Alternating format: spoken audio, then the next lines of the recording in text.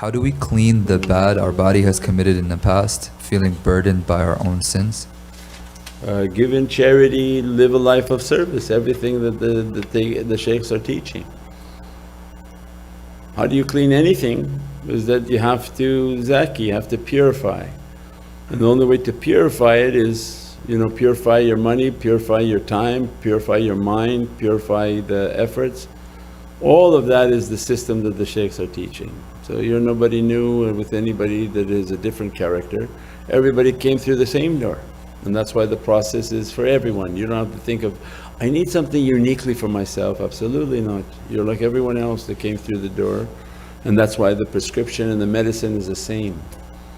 Is live a life of service, do your service with your fingers, share, because your hands have to be clean. The money you made, send in the way of Allah. The time that you have, spend in the way of Allah. The health that you have, spend in the way of Allah. Everything. And this is the way that we purify ourselves, with faith in action. If you say you have faith and it has not manifested, I would say you don't have faith, because faith has got to manifest, it has to.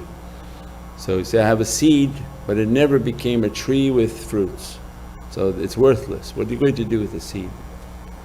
But if you say, no, I planted that seed, now look at this tree with all these hundreds of fruits on it, and each fruit with another 20, 30 seeds inside. Now you're in a perpetual motion, until GMO people came out and they took the seeds out, right? Because Dajjal, that do things that don't produce continuous.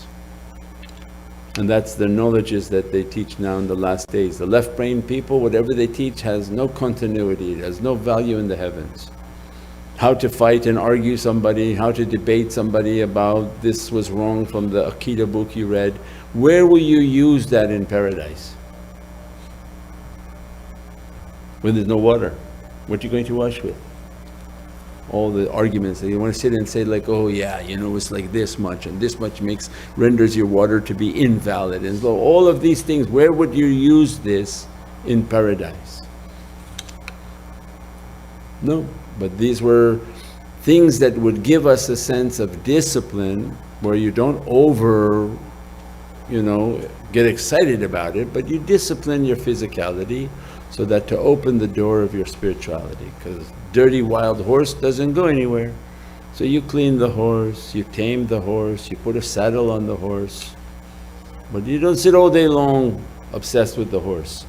You were supposed to use the body to get to your journey. And that's when Sayyidina Isa, this life and heavens, there's a bridge.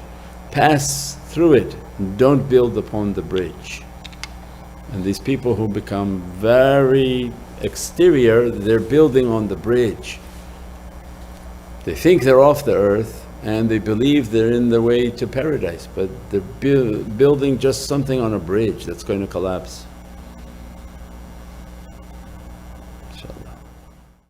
Signs, one by one, Mawlana said, the mission's clear. Remember the Prophet, pull your soul near.